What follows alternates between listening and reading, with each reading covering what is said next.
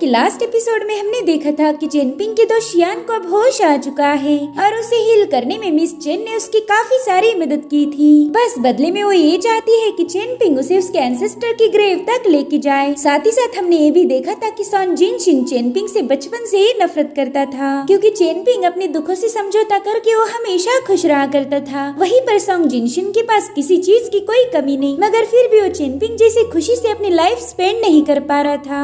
अब उसका बस एक ही मकसद है कि चेनपिंग को खत्म कर दिया जाए, मगर लॉर्ड ज़ैंग उसे समझाते हैं कि उसने चेनपिंग को नजरअंदाज करना चाहिए, क्योंकि अगर उसने ऐसा नहीं किया तो सॉन्ग जिनशिन कभी कल्टीवेशन में ब्रेक थ्रू नहीं कर पाएगा। इसलिए फाइनली सॉन्ग जिनशिन स्मॉल टाउन छोड़कर डेली डायनेस्टी के लिए रवाना हो गया।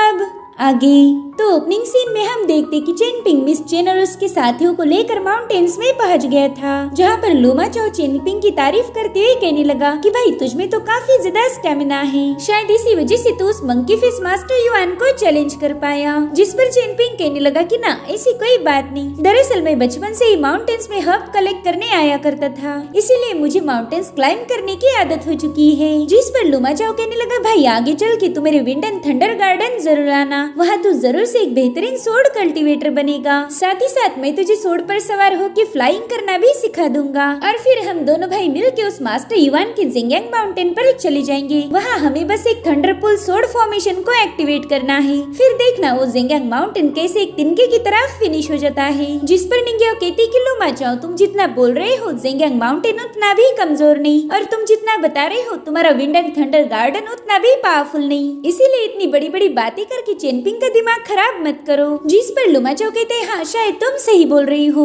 लेकिन मैं ये बात दावे से कह सकता हूँ कि मेरा wind and thunder garden Jingyang mountain से काफी ज्यादा पावरफुल है। मैं चेनपिंग को मेरे सिख में आने के लिए इसलिए बोल रहा था ताकि आगे चल के तुम लोग किसी गलत सिख को ज्वाइन ना करो, और भाई अगर ऐसा हुआ ना तो फिर तुम दोनों जिंदगी भर रोते रहोगे। जिस पर निंग्याओ कहने लगी कि तुम अभी भी चेनपिंग से मिले हो, तुम तो उसे ठीक से जानते भी नहीं, मगर फिर भी तुमने उसे अपना भाई बना लिया, पता नहीं तुम्हारे ऐसे कितने सारे भाई होंगे। लूमा चाओ तो निंग्याओ की बातें सुनकर ही हैरान हो गया। वो कहते लड़की तुम्हारी जबान तो बिल्कुल कैंची जैसी चलती है, समय रहते अपने मुंह को काबू में रखो वरना आगे चल के तुमसे कोई शादी नहीं करने वाला। सच बताओ तो जबान लड़ाने वाली लड़कियां किसी बंदे को पसंद नहीं आती। जो सुनकर निंग्याओ की सोड तुरंत ही लूमा चाओ पर अटैक करने के लिए रेडी हो गई। तो कहते अरे यार मैं तो बस मजाक कर रहा था। वहीं पर सॉन्गफिंग मिस चेन को बताने लगा कि इमॉर्टल जू ने जबरदस्ती लियू शियान से वो ट्रेजर आर्मर हासिल किया था, मगर जैसे उन्हें पता लगा कि उनसे गलती हो गई तो वो चेनपिंग की दोस्त का आर्मर वापस देने के लिए तैयार हो गए थे। फिर आपने वो आर्मर एक्सेप्ट करने से मना क्यों किया? जिस पर मिस चेन कहने लगी कि पहले उस इमॉर्टल जू को ये बात पता ही नहीं थी कि लियू शियान के एंसेस्टर हमारे चेन क्लैन के टूम गार्डियंस है। अगर उन्हें ये बात पता होती तो कभी चेनपिंग की दोस्त पर अटैक नहीं करते, मगर अब उन्होंने अटैक किया क्योंकि लियू शियान एक मामूली सा कल्टीवेटर है। ये पावरफुल कल्टीवेटर किसी कमजोर डिसाइपल को कीड़े से कम नहीं समझते, और वही गलती इमॉर्टल जू ने की, इसलिए अब उसे भी पनिशमेंट मिलनी चाहिए। इमॉर्टल जू ने बस ट्रेजर पर ध्यान दिया, मगर उसे ये बात पता ही नहीं थी कि लियू शांग मेरी फैमिली का टूम गार्डियन है। जिस पर सॉन्गफिंग कहने लगा कि मुझे नहीं लगता इसमें पूरी गलती इमॉर्टल जू की है, उसने जिंगयांग माउंटेन के मास्टर युआन को भी इसमें इन्वॉल्व किया था। अगर आपको सजा देनी है तो इमॉर्टल जू के साथ साथ मास्टर युआन को भी देनी चाहिए। जो सुनकर मिस चेन सॉन्गफिंग पर काफी ज्यादा भड़क गई थी। वो कहती कि तुम्हें पॉलिटिक्स आता ही नहीं, इसलिए अपना मुंह बंद रखो। जिसके बाद वो बड़ी ही तेजी से आगे बढ़ने लगे, मगर सॉन्गफिंग काफी ज्यादा थक गया था। पूरा दिन चलने के बाद तो एक जगह पर बैठ ही गया। वो कहता है कि अब इससे ज्यादा तेज मैं नहीं चल सकता, एक काम करो आप लोग आगे चले जाओ और थोड़ी देर में मैं आपको कैच कर लूंगा। चेनपिंग भी मिस चेन से कहने लगा कि हमने थोड़ा सा ब्रेक लेना चाहिए, लेकिन मिस चेन को काफी ज्यादा जल्दी थी। वो कहती कि टूम के पास जाने के बाद ही हम आराम करेंगे, तब तक हम बीच में कहीं भी नहीं रुक सकते। ये सुनकर चेनपिंग उसे बताने लगा कि इस बंदे को हम यहाँ पर अकेला नहीं छोड़ सकते, ये जगह बहुत ही ज्यादा खतरनाक है। अगर इस पर किसी खतरनाक जानवर ने अटैक कर दिया तो ये उसे रोक भी नहीं पाएगा। तो मिस चेन ने लूमा चाओ और सॉन्गफिंग को वापस टाउन जाने के लिए बता दिया। लूमा चाओ भी मिस चेन को बिल्कुल लाइक नहीं करता था, इसलिए वो सॉन्गफिंग के साथ टाउन वापस जाने के लिए तैयार हो गया। अब रास्ते में लूमा चाओ और सॉन्गफिंग एक जगह पर रुक जाते हैं। सॉन्गफिंग लूमा चाओ से पूछ रहा था क्या आखिर तुम मिस चेन से ऐसे बर्ताव क्यों करते रहते हो? उसके साथ रिश्ते अच्छे रखना तुम्हारे विंड एंड थंडर गार्डन के लिए भी फायदे का होगा। जिस पर लूमा चाओ जवाब देते हुए कहने लगा कि मुझे उस मिस चेन से कोई डर नहीं लगता और मैं उस चेनपिंग से भी काफी ज्यादा इम्प्रेस हूँ क्योंकि उसने मिस चेन से 2 पैसों के बैग्स लिए। जिस पर सॉन्गफिंग कहने लगा कि उस चेनपिंग का कुछ नहीं हो सकता, बेचारा वो तो बस एक मामूली सा स्कॉलर है। तो लुमा चाओ कहते भाई उसे हल्के में बिल्कुल भी मत लेना। जैसे ही चेनपिंग एक स्कॉलर है वैसे सेंट जीशांग भी एक स्कॉलर थे, मगर आज देखो कितने ज्यादा पावरफुल है। साथ ही वो सॉन्गफिंग से पूछ रहा था कि बताओ तुम्हें चेनपिंग के बारे में क्या लगता है। जिस पर सॉन्गफिंग जवाब देते हुए कहने लगा कि मेरी उस बंदे से कोई दुश्मनी नहीं, वो बंदा तो बहुत ही ज्यादा सिंपल है, मगर पॉलिटिकली बात की जाए तो उस चेनपिंग की वजह से हमारे क्लान को हमेशा बेइज्जत होना पड़ता है। अब ये नई बात सुनकर लुमा चाओ को इसमें काफी ज्यादा इंटरेस्ट आ गया था। वो कहता है बताओ ना मुझे तुम्हारे क्लान के बारे में जानना है। जिस पर सॉन्गफिंग बताने लगा कि मैं चेन क्लान का डिसेंडेंट हूँ और हमारा चेन क्लान हमेशा बड़ी फैमिलीज को सर्व करते आया है, मगर रही बात चेनपिंग की तो सबसे अलग है। उसने हमारे क्लान जैसे आज तक किसी की गुलामी नहीं की, वो हमेशा से ही इंडिपेंडेंट रहा, उस पर कभी किसी का दबाव नहीं था और इसी वजह से हमारी चेन क्लान की इज्जत मिट्टी में मिल गई। बड़ी फैमिलीज ये सोचती है कि हम लोग एरोगेंट हैं। जिस पर लुमा चाओ कहते हैं भाई अगर मेरे नजरिए से देखा जाए तो इसमें चेनपिंग की कोई गलती नहीं, हम सबको खुद के डिसीजन लेने का हक है। अगर वो किसी का गुलाम नहीं बनना चाहता तो फिर तुम लोग उस पर फोर्स नहीं कर सकते। जिस पर सॉन्गफिंग कहने लगा हाँ मैं ये जानता हूँ कि इसमें चेनपिंग की कोई गलती नहीं, मगर इस दुनिया में पुराने रीति रिवाजों को काफी ज्यादा वैल्यू दी जाती है, इसलिए हम लोग चाहकर भी उनके खिलाफ बोल नहीं सकते। जिस पर लुमा चाओ कहता है कि भाई इस दुनिया से मुझे भी काफी ज्यादा शिकायतें हैं, अगर मैं ज्यादा स्ट्रांग होता और मेरी तलवार में ज्यादा दम होता तो मैं इस दुनिया को दिखा देता कि आखिर लुमा चाओ है कौन, मैं उनके रीति रिवाजों को तोड़ देता। तो सॉन्गफिंग उसकी सारी बातें सुनकर कहने लगा कि लुमा चाओ मेरे ख्याल से तुम चेनपिंग को काफी ज्यादा पसंद करते हो। जिस पर लुमा चाओ जवाब देते हुए बताने लगा कि हाँ भाई भले उस बंदे के पास पावर नहीं है, मगर फिर भी पता नहीं क्यों मुझे उसके सामने काफी वीक फील होता है, ऐसा लगता है कि मानो मैं उसके सामने निकम्मा हूँ। वहीं दूसरी तरफ हम लियू शियान को देखते हैं जो कि अपने माइंड स्पेस में पहुंच चुका था। उसके सामने ढेर सारे सोर्ड मैनुअल्स थे जिन्हें देखकर वो कहने लगा कि ग्रैंडफादर आप बिल्कुल फिक्र ना करें, मैंने सोर्ड मैनुअल को प्रोटेक्ट किया है। और तभी उसे एक आवाज आने लगी जो बताती है कि 3000 सालों से मैंने इस विलेज को प्रोटेक्ट किया है। और तभी लियू शियान को कुछ विजन्स नजर आने लगे जिसमें एक ड्रैगन पर एक वॉरियर ने अटैक कर दिया था। उसी वॉरियर ने इवल शैडोज का भी मुकाबला किया। अभी वॉरियर है कौन इसके बारे में हमें क्लियरली तो बताया नहीं गया, लेकिन मेरे ख्याल से लियू शियान का एंसेस्टर होगा। और तभी लियू शियान देखता है कि वहाँ पर ढेर सारी स्पिरिचुअल एनर्जी फ्लो हो रही है, साथ ही उसके सामने एक हेवी सोर्ड क्रिएट हो गई थी और अब वहाँ मौजूद सारे स्क्रोल पर लिखी हुई राइटिंग लियू शियान के अंदर जाने लगी। वहीं पर शुई एक कंटेनर के साथ खेल रही थी, तभी वो देखती कि वो कंटेनर अचानक से ग्लो करते हुए हवा में फ्लोट करने लगा है, जो देखकर शुई तो काफी ज्यादा सरप्राइज हो गई। अब वो देखती है कि रूम की कई सारी चीजें हवा में फ्लोट करने लगी है, इसलिए वो जल्दी से अपने फादर मास्टर रुआन को इस बारे में बताने चली जाती है। वहीं पर लियू शियान की बॉडी से बहुत ही स्ट्रॉन्ग ऑरा रिलीज हो रही थी। वो देखता है कि उसकी माइंड स्पेस की तलवार अब काफी ज्यादा ग्लो करने लगी है। और तभी मास्टर रुआन वहाँ आकर लियू शियान की पल्स चेक करने लगे। वो कहते बच्चे तुम तो काफी ज्यादा लकी हो, तुम्हारे अंदर मौजूद सोर्ड मैनुअल अब पूरी तरह से एक्टिवेट हो चुका है। मास्टर युआन की पंचेस ने तुम्हारी कल्टीवेशन कोर को पूरी तरह से डैमेज कर दिया था, लेकिन सोर्ड मैनुअल की मदद से तुमने दोबारा से उसे रिबिल्ड कर लिया। वहीं पर शुई अपने फादर को बताने लगी कि इस बंदे ने तो ड्रीम्स में ही सोर्ड मैनुअल को मास्टर कर लिया है, इसने तो एक ही ब्रीथिंग में डिवाइन इमॉर्टल सोर्ड को क्रिएट कर लिया है। जिस पर मास्टर रुआन कहने लगे कि आज मुझे पता चला कि ये बंदा स्मॉल टाउन में खेली जाने वाली शतरंज का एक बहुत इम्पोर्टेंट प्यादा है। अगर मुझे पहले ही पता होता कि लियू शियान खुद को हील कर सकता है तो मैं मिस चेन के साथ वो डील कभी भी नहीं करता। मैंने 20 सालों के लिए लियू शियान को चेन क्लैन के हवाले कर दिया है और अब तो मैं चाहकर भी मेरे प्रॉमिस को तोड़ नहीं सकता। अब मास्टर रुआन ने कई सारी बातें शुई को बाउंसर जा रही थी। वो कहती पापा आप ये क्या बोल रहे हो, और आखिर लियू शियान है कौन। जिस पर मास्टर रुआन अपना माथा पीटते हुए कहने लगे कि मैंने तुझे 1000 बार बोला है कि जरा सा किताबों पर ध्यान दिया करो, बुक रीड करने से नॉलेज बढ़ता है। अगर तुमने पढ़ाई की होती तो मुझसे ऐसे घटिया सवाल नहीं पूछती, मगर तुम हो कि बस दिन रात खाना खाती रहती हो। उनकी बातें सुनने के बाद शुई ने मुंह टेढ़ा करके वहाँ से चली गई। उसे तो ये पता करना था कि आखिर इस शतरंज का मेन खिलाड़ी है कौन। वो कहती कि जो भी रिवर क्रॉस करेगा वही पावरफुल पैदा बनेगा। वहीं दूसरी तरफ चेन पिंग अभी भी निंगिया और मिस चेन को लेकर माउंटेन्स में भटक रहा था। मिस चेन उससे कह रही थी कि मेरे पास ज्यादा वक्त नहीं है और ना ही मैं इस माउंटेन के चक्कर लगाने वाली हूँ, इसलिए जल्दी से मुझे उस टूम के पास लेके चलो। और अब थोड़ी देर में ये लोग एक ऐसी जगह पहुंच गए जहाँ पर ढेर सारे जुगनू थे और वहीं पर हम मिस चेन के एंसेस्टर की ग्रेव देखते हैं, जिसकी पावर से वहाँ मौजूद पेड़ काफी ज्यादा ग्लो कर रहा था। चेनपिंग कहता है कि ये लो, ये है आपके एंसेस्टर की ग्रेव, जिसे देखकर मिस चेन काफी ज्यादा इमोशनल हो गई। उसे तो अपनी आंखों पर यकीन ही नहीं हो रहा था कि वो फाइनली उस टूम तक पहुंच पाई है। अब यहाँ पर उसे अपने एंसेस्टर की पूजा करनी थी, इसीलिए वो चेनपिंग और निंग्याओ से कहने लगी कि थोड़ी देर के लिए मुझे अकेला छोड़ दो, मुझे मेरे एंसेस्टर से कुछ इम्पोर्टेंट बातें करनी है। इसलिए चेनपिंग और निंग्याओ तुरंत ही वहाँ से चले गए। अब उनके वहाँ से जाने के बाद मिस चेन ने उस टूम के सामने कुछ स्वीट्स ऑफर किए। वो कहने लगी कि इस टूम से अभी भी ढेर सारी ऑरा रिलीज हो रही है, इसका मतलब ये है कि हमारी चेन फैमिली फिर से ग्रो करेगी। हमारी ही फैमिली का एक बंदा चौथा सेंट बनने वाला है और ये बात इस टूम ने साबित कर दी। जिसके बाद वो अपने एंसेस्टर के सामने माथा टेकते हुए कहने लगी कि हमारी चेन फैमिली के साथ हमेशा बुरा बर्ताव किया गया, लेकिन अब हमारी ही फैमिली का एक बंदा इस दुनिया का चौथा सेंट बनेगा। प्लीज एंसेस्टर, आप उस बंदे को हमेशा प्रोटेक्ट करना।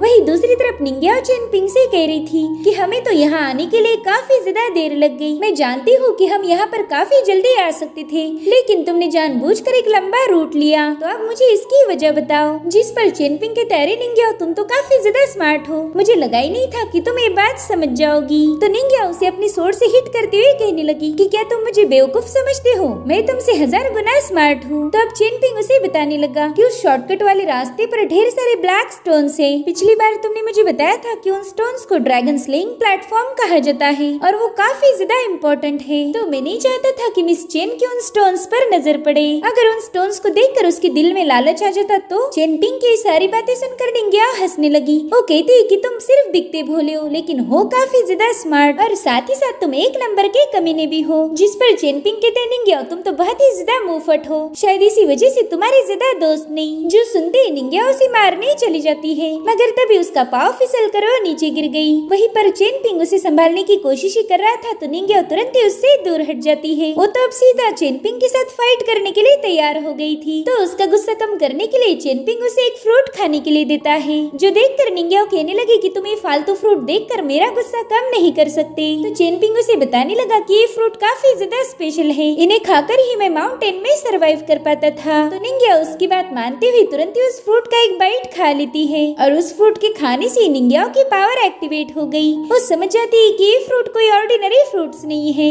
अगर चेनपिंग इन्हें खाएगा तो उसकी इंजुरीज काफी जल्दी रिकवर हो जाएगी।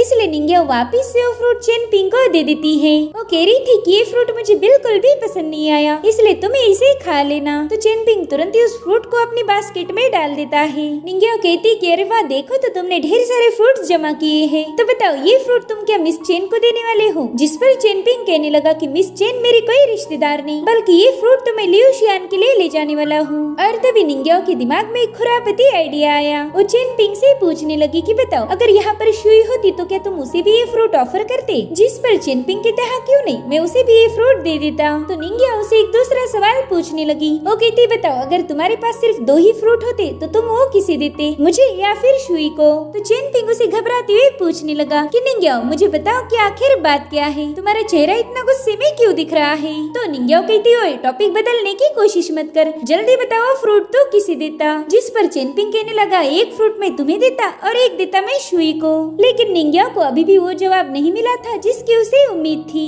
इसलिए उसने एक बार फिर से अपना सवाल बदल दिया। इस बार वो एकदम गुस्से में चेनपिंग के पास जाकर कहने लगी कि ऐसा समझो तुम्हारे पास बस एक ही फ्रूट है, तो फिर वो फ्रूट तुम किसे देते, मुझे या फिर उस शुई को? तो चेनपिंग घबराते हुए कहने लगा कि वो फ्रूट तो मैं तुम्हें दे देता। निंग्याओ पूछती है ऐसा क्यों, वो फ्रूट आखिर तुम मुझे क्यों देते और शुई को क्यों नहीं? तो चेनपिंग कहता है वो इसलिए क्योंकि शुई यहाँ पर है ही नहीं, अगर वो यहाँ होती तो वो फ्रूट मैं उसे दे देता। जो सुनकर तो निंग्याओ काफी ज्यादा गुस्सा हो गई थी। दरअसल निंग्याओ को इनसिक्योरिटीज फील हो रही थी कि कहीं मास्टर रुआन की बेटी शुई चेनपिंग को पटाना ले। वहीं दूसरी तरफ हम मास्टर वांग को देखते हैं जिन्होंने अपने दोनों डिसाइपल्स को मिलने बुला लिया था। वो कहते हैं कि तुम लोग अच्छे से जानते हो कि मैंने यहाँ पर तुम्हें क्यों बुलाया है, मैं चाहता हूँ कि तुम लोग ब्रेक थ्रू करो। ये सुनकर तो गेट कीपर यांग काफी ज्यादा खुश हो गया। इधर मास्टर वांग लियार से कहने लगे कि तुम काफी ज्यादा समझदार हो, तुम जानते हो कि 7वीं लेवल के बाद ब्रेक थ्रू करना सबसे ज्यादा मुश्किल काम है। 7वीं लेवल के बाद कल्टीवेशन काफी ज्यादा मुश्किल हो जाता है, अगर उससे आगे ब्रेक थ्रू करना है तो तुम्हें लाइफ एंड डेथ सिनेरियो से गुजरना होगा। तुम्हें एक ऐसे बंदे के साथ फाइट करनी होगी जो तुम्हें आसानी से चुटकियों में मसल सकता हो। लास्ट टाइम मैंने तुम्हें मास्टर युआन के साथ फाइट करने के लिए बताया था, मगर तुमने मेरे ऑर्डर को इग्नोर कर दिया। तो लियार कहता है, मास्टर मेरी बीवी ना मुझ पर काफी ज्यादा ध्यान रखती है। रात के समय तो मुझे घर से बाहर ही नहीं जाने देती, इसलिए पिछली बार मैं मास्टर युआन से फाइट नहीं कर पाया। जिस पर मास्टर वांग कहते हैं कि पहला तो तुम्हें जोरू का गुलाम बनना बंद करना पड़ेगा। अगर कल्टीवेशन में ब्रेक थ्रू करना चाहते हो तो तुम्हें मेरी बात माननी होगी। तो चलो जाओ, अब उस बंदे के साथ जल्दी से फाइट करो। अब यहाँ पर मास्टर वांग किसकी बात कर रहे थे ये हमें थोड़ी देर में पता चल जाएगा। वहीं पर गेट कीपर यांग मास्टर को मस्का मारने लगा। वो कहता है कि आपने लियार को तो टारगेट दे दिया है, लेकिन मेरा क्या, मैं भी ब्रेक थ्रू करना चाहता हूँ। प्लीज मुझे भी कोई ऐसा बंदा दीजिए ना जिसके साथ फाइट करके मैं ब्रेक थ्रू कर पाऊँ। तो मास्टर वांग उसके मुँह पर धुआं छोड़ के वहाँ से गायब हो गए। वो घर के अंदर आने के बाद बता रहे थे कि इस जन्म में तो तुम बिल्कुल भी नवी रल्म पर ब्रेक थ्रू नहीं कर पाओगे, तुम्हारे लिए तो मेरे पास कोई उम्मीद नहीं। ये सुनकर तो बेचारे यांग को दिल का दौरा ही पड़ गया और रोते हुए कह रहा था कि मास्टर आप मुझे ऐसे इग्नोर नहीं कर सकते। लेकिन मास्टर तो उस पर कोई ध्यान नहीं देते, इसलिए यांग ने और जोर से चिल्लाकर रोना शुरू कर दिया। वहीं पर सॉन्ग जिनशिन देखता है कि स्मॉल टाउन से थोड़ी ही बाहर आने के बाद उनकी कैरेज अचानक से रुक गई। वो देखते हैं कि लॉर्ड जैंग कैरेज से ऑलरेडी उतर चुके हैं। तो लॉर्ड जैंग कैरेज वाले को हुक्म देता है कि तुम इस एरिया से आगे चले जाओ, मुझे यहाँ पर एक जरूरी काम है। अब कैरेजेस के वहाँ से जाते ही लॉर्ड जैंग एक माउंटेन की तरफ देखने लगे। वेल उस माउंटेन पर एक बंदा था जिसे देखकर लॉर्ड जैंग कहने लगा कि मुझे लगा नहीं था कि स्मॉल टाउन में इतना पावरफुल बंदा भी होगा। स्मॉल टाउन में एक जीनियस होगा इसकी मुझे बिल्कुल भी उम्मीद नहीं थी। शायद मेरे जासूस भी एक नंबर के निकम्मे हैं जो तुम्हारे जैसे बंदे का पता नहीं लगा पाए। खैर अभी तक हमने फाइट शुरू नहीं की तो क्यों ना हम थोड़ी सी बातें कर ले। तो चलो जल्दी बताओ तुम्हें मुझसे क्या चाहिए। वेल बंदा कोई और नहीं बल्कि एल्डर वांग का डिसाइपल लियार है और एल्डर वांग ने लॉर्ड जैंग के साथ फाइट करने के लिए उसे यहाँ भेजा था ताकि वो लॉर्ड जैंग जैसे पावरफुल बंदे के साथ फाइट करके कल्टीवेशन में प्रोग्रेस कर पाए। वहीं पर लियार आधी नींद में ही लॉर्ड जैंग से कहने लगा कि तुमने मुझसे अभी सवाल पूछा था कि मुझे तुमसे क्या चाहिए, तो अगर इस फाइट में तुम सरवाइव कर लो तो तुम्हें पता चल ही जाएगा कि आखिर मुझे तुमसे क्या चाहिए था। जो सुनकर लॉर्ड जैंग एक इवल स्माइल करते हुए अपने पावर्स को एक्टिवेट कर देते हैं। वहीं पर लियार उसकी पावरफुल ऑरा के सामने कमजोर होने का नाटक करने लगा, लेकिन फिर एक ही सेकंड के अंदर उसने भी अपनी पावर्स को एक्टिवेट कर दिया। वैसे तो इन दोनों ने अभी तक फाइट शुरू भी नहीं की थी, मगर फिर भी इनकी पावरफुल ऑरा से ही वहाँ पर तूफान आने लगा। सॉन्ग जिनशिन और जिगुई उनसे काफी ज्यादा दूर थे, मगर वो भी उस पावरफुल ऑरा के सामने टिक नहीं पाते। और अब एक दूसरे की पावर्स को आजमाने के बाद लॉर्ड जैंग ने सीधे जाकर लियार पर अपनी कोनी हिट कर दी, जिससे वो सीधा माउंटेन पर जाकर पटक गया था। उनका ये ब्लो इतना ज्यादा पावरफुल था कि उससे पूरा की पूरा माउंटेन शेक होने लगा। मगर तभी लॉर्ड जैंग ये देखकर हैरान हो गए कि लियार पर उनकी पावरफुल ब्लो का कोई खास असर नहीं हुआ। लियार कहता है कि लॉर्ड जैंग तेरा अटैक काफी ज्यादा अच्छा था, मगर वो इतना पावरफुल नहीं कि मुझे हरा दे। जिसके बाद वो एक ही ब्लो में लॉर्ड जैंग को पतंग जैसा उड़ा देता है, जिससे लॉर्ड जैंग काफी ज्यादा भड़क गया था। अब उतनी ही दुगनी स्पीड से वापस आकर सीधा लियार के साथ भिड़ जाता है। उन दोनों ने एक दूसरे पर पंचेस से अटैक कर दिया था।